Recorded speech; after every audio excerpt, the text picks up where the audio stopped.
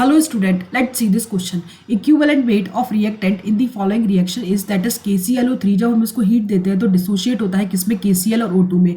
तो बेसिकली यहाँ पर हमें फाइंड आउट करना है इक्विवेलेंट वेट किसका, KClO3 का।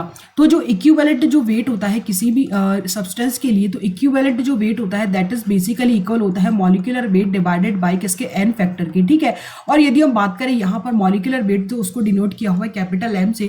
तो मेन जो हमें फाइंड आउट करना है यहाँ पर, हमें फाइंड आउट करना है कि इस रिएक्शन के लिए n फैक्टर की वैल्यू कितनी होती है। अब n फैक्टर की वैल्यू है डिपेंड करती है कि किस टाइप की रिएक्शंस है। तो यहाँ पर ये वाली जो रिएक्शन है बेसिकली ये कौन सी रिएक्शन है, रेडॉक्स रिएक्शन, जिसमें रेडॉक्स रिएक्शन कौन सी होती है कि जहाँ पर ऑक्सीडेशन बेसिकली क्या होता है, लॉस ऑफ इलेक्ट्रॉन।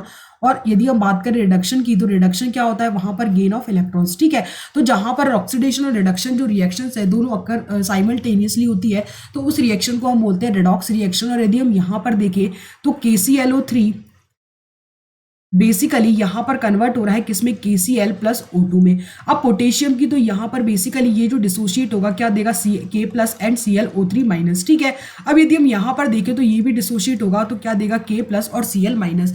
अब ClO3 माइनस में यदि हम यहाँ पर Cl की ऑक्सीडेशन स्टेट चेक करें तो X प्लस ऑक्सीजन की कितनी होती है, -2, तो 3 - 2 इज इक्वल टू कितना हो गया, -1। तो X इज इक्वल टू हमारे पास कितना हो जाएगा, +5। दैट मीन्स कि यहाँ पर ये +5 है Cl की, Cl और यहाँ पर तो ये कितनी है, -1। तो +5 से ये किस में गया है, -1 में। दैट मीन्स कि यहाँ पर Cl का क्या हुआ है, रिडक्शन। ठीक है, और ऑक्सीजन की यहाँ पर यदि हम देखें तो ऑक्सीजन की जो ऑक्सीडेशन स्टेट है यहाँ पर कितनी है, -2 और इधर कितनी है, 0। दैट मीन्स कि यहाँ पर ये -2 से गया है 0 में। दैट मीन्स कि इसने क्या किया, इलेक्ट्रॉन्स का लॉस किया है। दैट मीन्स कि यहाँ पर इसका क्या हुआ है, ऑक्सीडेशन। ठीक है, तो बेसिकली हम बोल सकते हैं कि ये रिएक्शन कौन सी है, एक रेडॉक्स रिएक्शन है। और रेडॉक्स रिएक्शंस के लिए जो n फैक्टर होता है basically number of electrons either loss और आइदर रिड्यूस आइदर गेन। ठीक है, तो बेसिकली n फैक्टर हम या तो नंबर ऑफ इलेक्ट्रॉन्स कितने दिए हैं या फिर नंबर ऑफ इलेक्ट्रॉन्स कितने एक्सेप्ट की है वही किसके इक्वल होता है, n फैक्टर की। ठीक है, अब यदि हम यहां पर देखें तो बेसिकली यदि हम देखें तो Cl ने यहाँ पर +5 में था और यहाँ पर देखें तो ये किस में चला गया, -1 में। तो टोटल इसने कितने इलेक्ट्रॉन्स एक्सेप्ट किए हैं, दैट इज 6। तो हम बोल सकते हैं कि यहाँ पर इसके लिए जो n फैक्टर है दैट मीन्स कि that is basically change in the number of either electrons loss या फिर गेन। ठीक है, तो यहाँ पर कितने इलेक्ट्रॉन्स गेन किए हैं, यहाँ पर इसने लिए है 6 इलेक्ट्रॉन्स।